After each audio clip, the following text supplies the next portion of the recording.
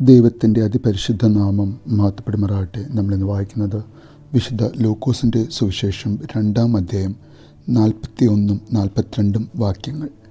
അവൻ്റെ അമ്മയപ്പന്മാർ ആണ്ടുതോറും പെസഹ പെരുന്നാളിന് യെരുശലേമിലേക്ക് പോകും. അവന് 12 വയസ്സായപ്പോൾ അവർ പതിവ് പോലെ പെരുന്നാളിന് പോയി. പരിശുദ്ധ തൃത്വ ഏകദൈവത്തിന് സ്തുതി. ഇവിടെ നമ്മൾ കാണുകയാണ്, എല്ലാ വർഷവും യേശുവിൻ്റെ ഭവനത്തിൽ അവർ നിർബന്ധമായും ചെയ്തു പോന്നിരുന്ന ഒരു തീർത്ഥാടന യാത്ര, ആണ്ടുതോറും യെരുശലേമിലേക്കുള്ള ഒരു യാത്ര. ഏകദേശം 140 കിലോമീറ്റർ കാൽനടയായി യാത്ര ചെയ്യേണ്ട ദൂരം നസ്രയത്തിൽ നിന്നും യെരുശലേമിലേക്ക്. ഇവിടെ പെസഹ പെരുന്നാളിൽ പങ്കെടുത്ത് ദൈവിക അനുഗ്രഹങ്ങൾ നേടുവാനായി ആ കുടുംബം അത്രയും ദൂരം ഓരോ വർഷവും യാത്ര ചെയ്യുകയാണ്.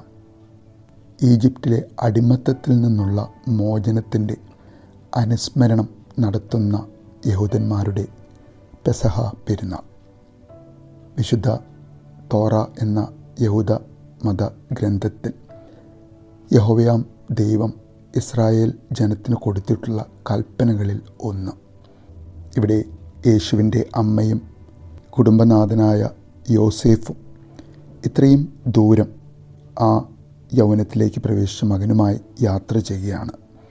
യെരുശലേം ദേവാലയത്തിലേക്ക് ആ സമൂഹത്തിലുള്ള നസ്രയത്തിലുള്ള പുരുഷന്മാരോടുകൂടെയും മറ്റു കുടുംബങ്ങളുടെയും കൂടെ അവർ ഒരു കൂട്ടമായാണ് ആ ദൂരം യാത്ര ചെയ്യുന്നത്.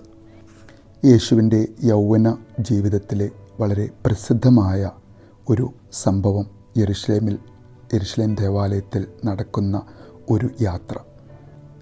ആ സംഭവത്തിന് കാരണമായത് ഒരുപക്ഷെ ആ സഹയാത്രികരുടെ കൂടെയുള്ള യാത്രയായിരുന്നിരിക്കണം. കാരണം അവർ മടങ്ങി വന്നപ്പോൾ വെറും 12 വയസ്സ് മാത്രം പ്രായമുള്ള യേശുവിനെ തങ്ങളുടെ കൂടെയുള്ള സഹയാത്രികരുടെ കൂടെ അവനുണ്ടാകുമെന്ന ധാരണയിൽ ആ മാതാപിതാക്കൾ ഒരു ദിവസത്തെ വഴി തിരിച്ച് നസ്രയത്തിലേക്ക് നടക്കുന്നതായി നാം കാണുന്നു. വിശുദ്ധ ലൂക്കോസ് ഒന്നിലധികം തവണ വളരെ വ്യക്തമായി നമുക്ക് കാണിച്ചു തരുന്ന ഒരു കാര്യം, യേശുവിൻ്റെ യൗവനം അത് അടിസ്ഥാനപരമായി മറ്റേതൊരു കുഞ്ഞിനും തുല്യമായിരുന്നു എന്നുള്ള ആ ഒരു വലിയ കാര്യം നമ്മൾ കാണുന്നുണ്ട്. പരസ്യ ജീവിതത്തിന് തുടക്കം കുറിക്കുന്നിടത്ത് പതിവ് പോലെ ഒരു സാബത്ത് ദിവസം അവൻ അവരുടെ സിനഗോഗിൽ പ്രവേശിച്ചു എന്ന് വിശുദ്ധ ലൂക്കോസിൻ്റെ സുവിശേഷം 4-ാം അധ്യായം 16-ാമത്തെ വാക്യത്തിൽ നമ്മൾ കാണുന്നുണ്ട്.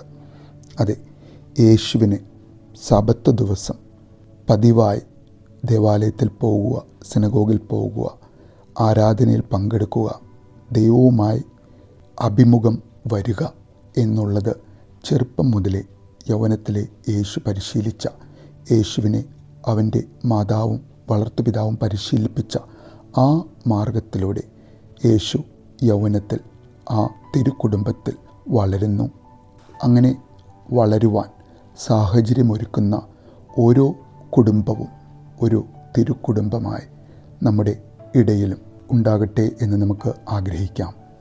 യൗവനത്തിലുള്ള കുട്ടികൾ, അവർ ദേവാലയത്തിനോട് ആഭിമുഖ്യമുള്ള, ദേവാലയത്തിലേക്ക് തങ്ങളുടെ മാതാവിൻ്റെയും പിതാവിൻ്റെയും കയ്യിൽ പിടിച്ച് ചെറുപ്പം മുതലേക്ക് വന്ന് വളർന്ന് ശീലിച്ച ഒരു കുഞ്ഞായി, ഒരു മകനായി, ഒരു മകളായി അവർ വളരുവാൻ, അവർ വളർന്നു വലുതായി ആ ദൈവഭവനത്തിലേക്കുള്ള, ആ ദേവാലയത്തിലേക്കുള്ള യാത്ര മുടക്കം കൂടാതെ നടത്തുവാൻ നമ്മുടെ ഓരോ കുഞ്ഞുങ്ങൾക്കും, ഓരോ നമ്മുടെ യൗവനത്തിലുള്ള മക്കൾക്കും സാധിക്കട്ടെ എന്ന് നമുക്ക് ആഗ്രഹിക്കാം, പ്രാർത്ഥിക്കാം. നല്ലൊരു ദിവസം നേരുന്നു.